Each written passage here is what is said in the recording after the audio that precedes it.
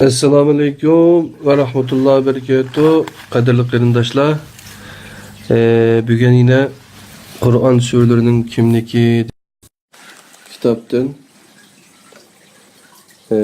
Sure Kalem mazmununu birge bir qancha minut öğrenip öteyle bu kitapni tordum tushirib alaysizlar PDF'ni.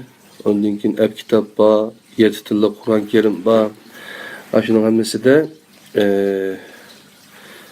okuyalaysızlar. Onda olsa Sure Kalem toğruluk Sureninki kimlikiga öteyli kırındaşlar. İstanbul'da kırındaşlar mesela işini başlap ketdi. Yapınalı kırındaşlarınki iş oturup geldi. Malaysiyalı kırındaşlarıma erkaçan düştük demelişlerde. Sure Kalem'ninki kısaca mezmunu zaten nemi demekçi bu sure? Bu surenin qanday bir kimligi var? Bu sureye qarasak nemi düşünümüz, nemi demekçi bu sure? Kim ekan bu sure? Nima ekan? Bu to'g'riliq o'qib o'taylik. Sure ismini birinchi oyatdan olgan bo'lib, ba'zi rivoyatlarda Nun ismi bilan atiladi. Bunda Nun deb yozilgan xushxatlarni, husn xatlarni ko'rsizlar, bu shu surega bag'ishlanganda. Nun qalam va ular yozgan narsalar bilan qasamki. Nun qalam va ular yozgan narsalar bilan qasamki debdi. Sure Hicri 4-asrgacha Nun vel Qalam deb atalgan bo'lib, uningdan keyin birla ism bilan atilishga boshlangan. Ba'zi joylarda Nun ismi bilan, yana ba'zi joylarda Qalam ismi bilan atash umumlashgan. Bu yerda tilga qalam, ya'ni qalam biz xat yozgan qalam, MPC qalam. Bu yerda tilga qalam bilim vasıtalarının hemmisiga vakillik qiladi. Burun qalam bilan o'rgangan bo'lsak, yozgan bo'lsak, hozir kompyuter bilan, bilgisayar, kompyuter shular bilan yozamiz.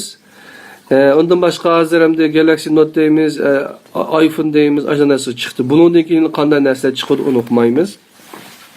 Barliq shu bilimni xotirlash uchun, yozish uchun, o'rganish uchun kerakli bo'lgan vositalar bilenga vakillik qiladi.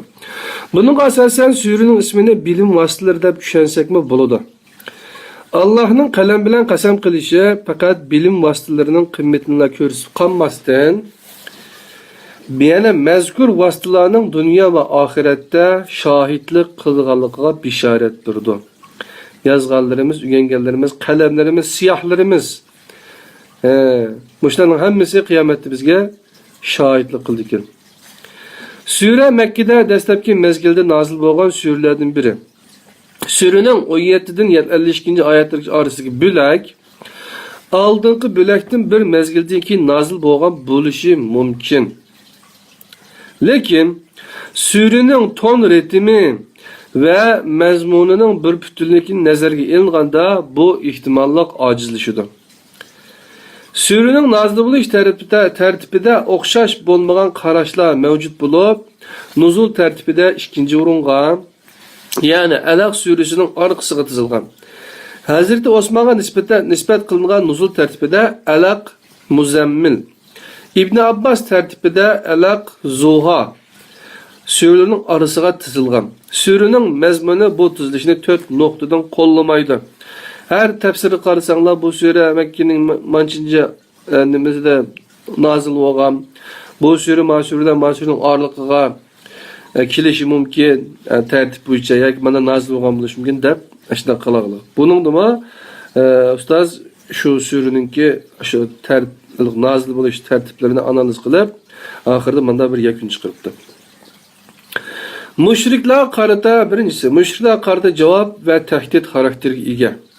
İkinci, hayve qilish, diqqatini tartish roli bo'lgan muqatta harfi bilan başlagan tunji sure. Elif, nun degan o'xshash shu taq harflar bilan yoki 2-3 harf bilan boshlangan surelar bor. Bu surelerin hammasi şu muqatta sureler deydi. Üçüncü, ahiretni inkar qilgan müşriklarning, burunqilarning hikoyalari so'zi naql qilingan. Yani Kur'an-ı Kerim'de burunqilarning hikoyalari, Peygamber Aleyhisselam sen hikoya to'qiyotsa, yoki burunqilarning gaplari bu, kuta bu gapni. Kur'an degan o sening divagan gipi debçu, aşında qarış turganda. Ularning bu so'zni qilishi uchun bu surudun burun vahiy ahiret haqida to'xtalgan bo'lishi kerak. Halbuki 8-oyatdagi Rabbiga qaytishni nazarga almasak, Alaq surasida aniq holda ahiret haqida to'xtalmaydi. 4. Yuqoridagi 3 nuqta uchun mushriklar qarata ochiq da'vat shart. Bu dal fatrati vahiy, ya'ni vahiyning uzilib qolishi Rasululloh aytganlar tushuntikan. Din keyingi mezgilga to'g'ri kelmoqda.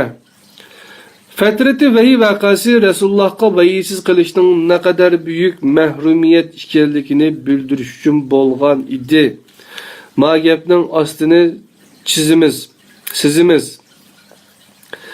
Fatrati vahiy vaqasi arada bir to'xtab qolish vaqasi deydi.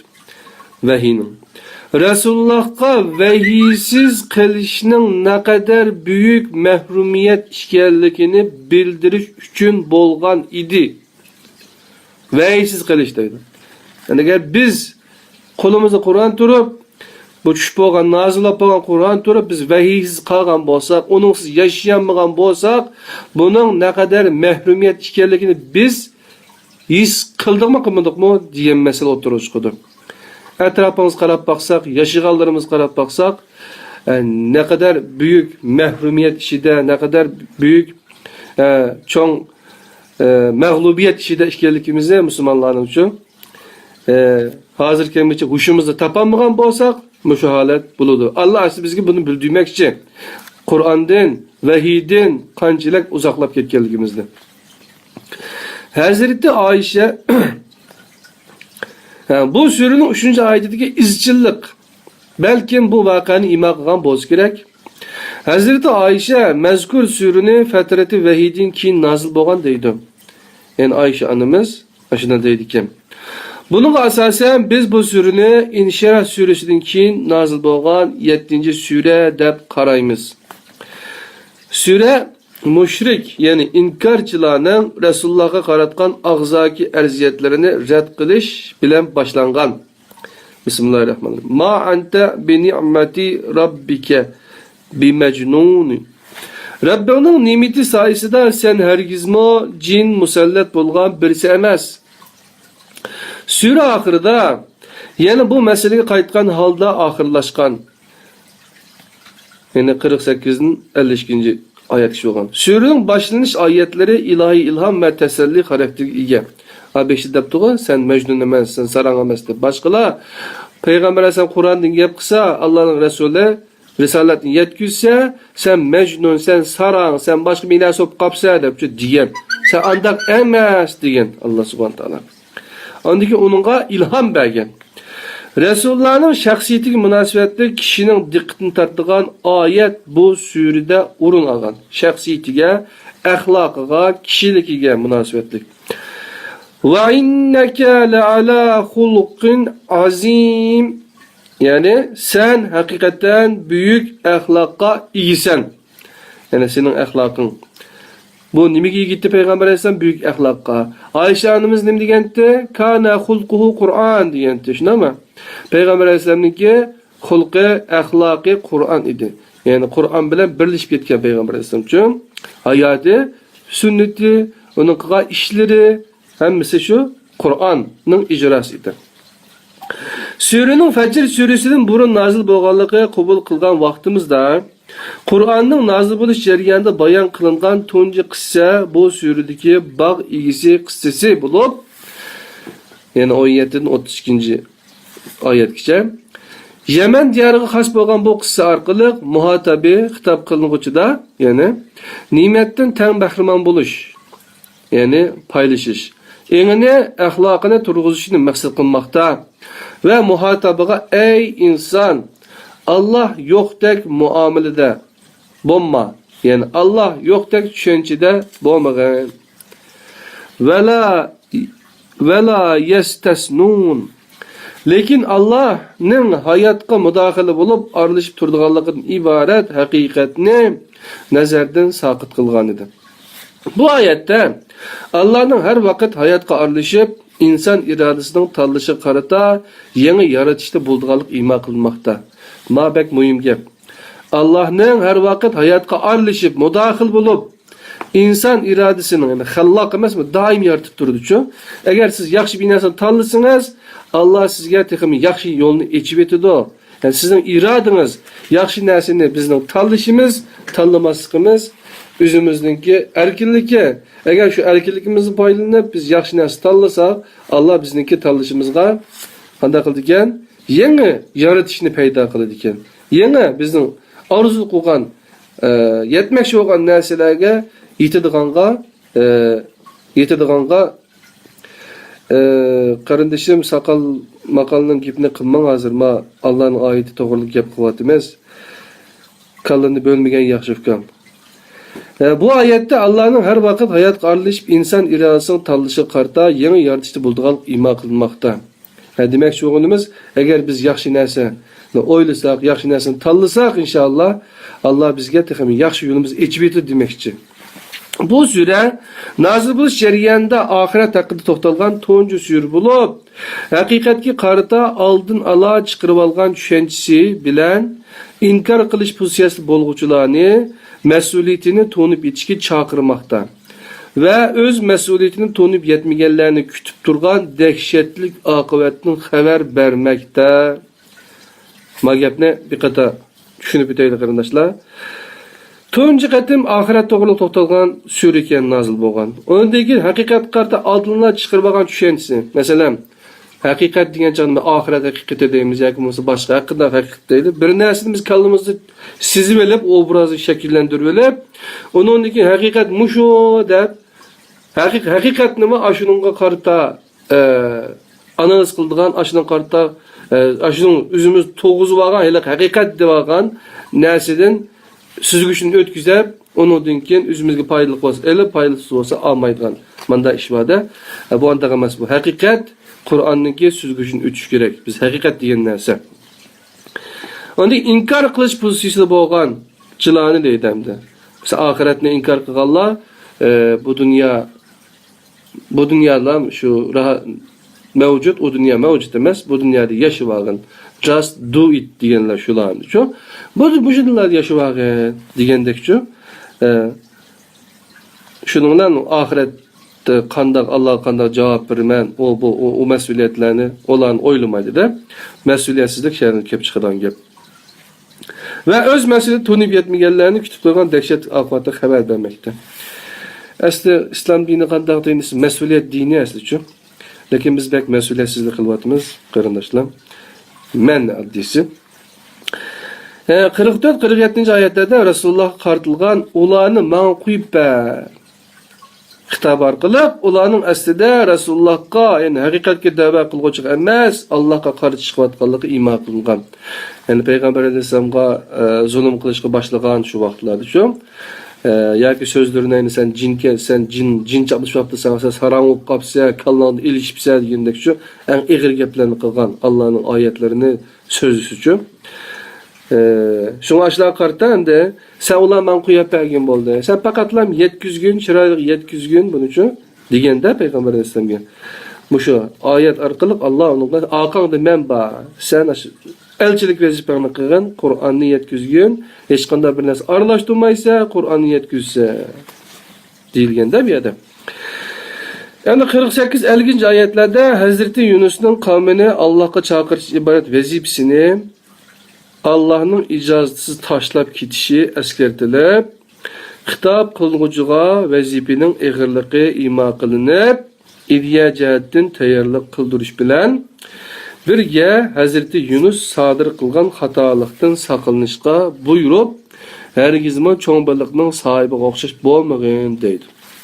Yani Allah subhanahu wa ta'ala bizge yani ya bir vazife yüklegen bolsa, yakumuz bergen bolsa, biz şu vazifeninki höddüstün çıkışımız gerekken o vazifeden taşlap kaçsak Peygamber Yunus Aleyhisselam'a şu özününki kavmiga hakni yetkizishni buyurgan elçilik vazifasini. O qattiq zirikib, anglamagandan keyin oxiri tashlab kechib, qanaqagan oxiri dengiz quzini atgan Yunus baliqning ichiga kirib olgan. Shundami?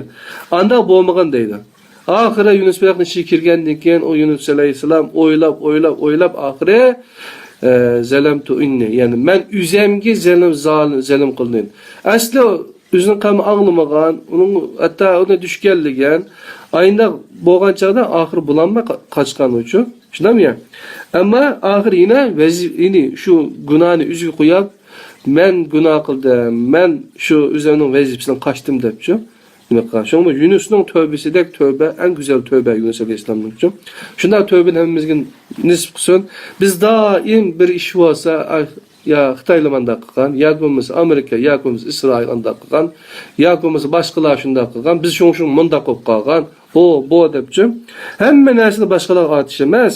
O'zimizni tekshirib, agar men asli Allah yaxshi ko'rgan inson bo'lgandan keyin men shu Allah va'da qilgan shu go'zal kunlarni ko'rishga, bilami, bu dunyo va oxiratda loyiq bir inson, musulmon masalanchi, anda bo'lgandan keyin men nima bu kun qoldim deb o'ylansak, nurg'un narsalarni biz qilishga tegishlik Allohning axloqi buyurgan bu Qur'on Karimdagi bu axloq narsaları bizde qolmay, Yevropalıqlar yoki chet elliklar yoki biz qattiq taraqqi ketdi degan davlatdagi kishilar qilgan, bir-birini aldırmagan.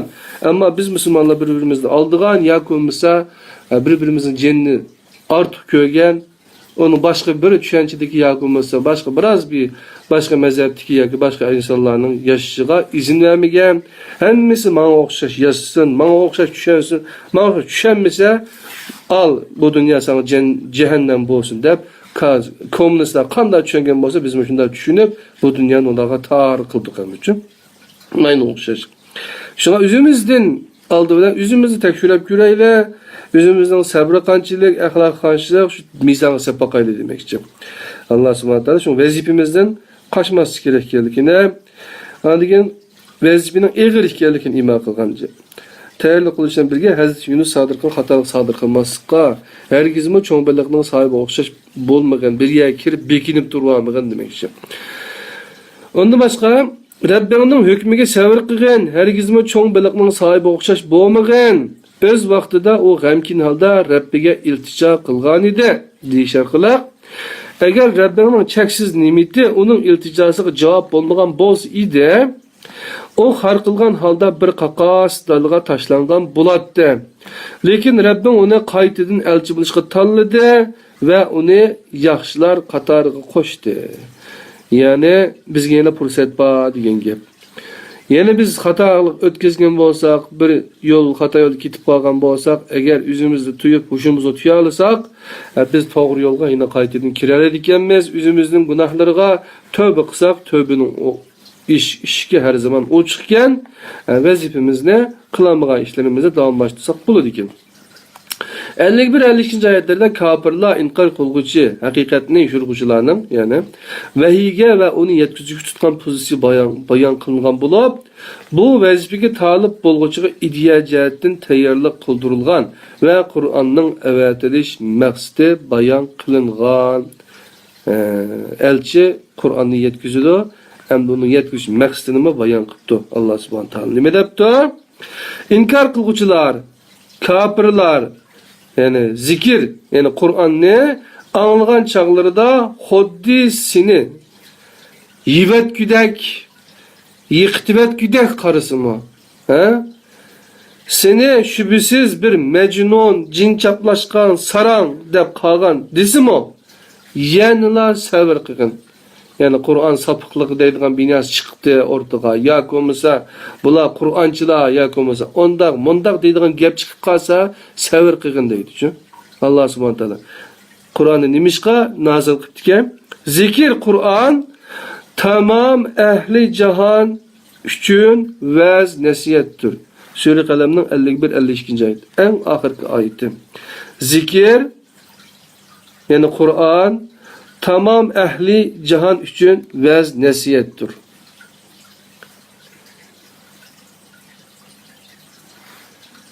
Yani qarindoshlar, Şu bugünkü sürününki ayığı keldik, en ahırkı.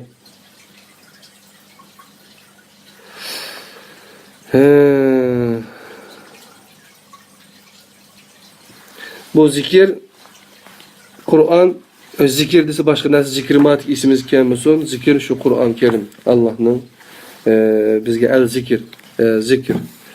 İbadət bergen kitabı Peygamber Aleyhisselam arkalıp. Şuna şu zikirini biz abdan okusak, düşensek, Kur'an fakat tamamı ehli can için vez nesiyettir ikenligini biladi. Müslüman için, kafir için demektir. Tamamı ehli cihan için vez nesiyettir depti. Bu Kur'an'dan her kadar insan payda alalaydı inşallah. Biz Kur'an'ı üzümüzge elgek, ölçen, mizan, hayatının şekli kılıp tanısak, şu boyunca mansak inşallah bu bizge payda vurdu. Biz en çok vez nesiyet Kur'an-ı Kerim ikiligini herkes isimizden çıkarıp kalmaydı. Esselamu Aleyküm ve Rahmetullahi ve Berekatuhu. Eğer kitap ne? Okumak olsanlar PDF'ini ibadət vermez. Android arkalık düşürüp okuymayın desenler Android nüskısını mı ibadət vermez. Bir kanç tillak.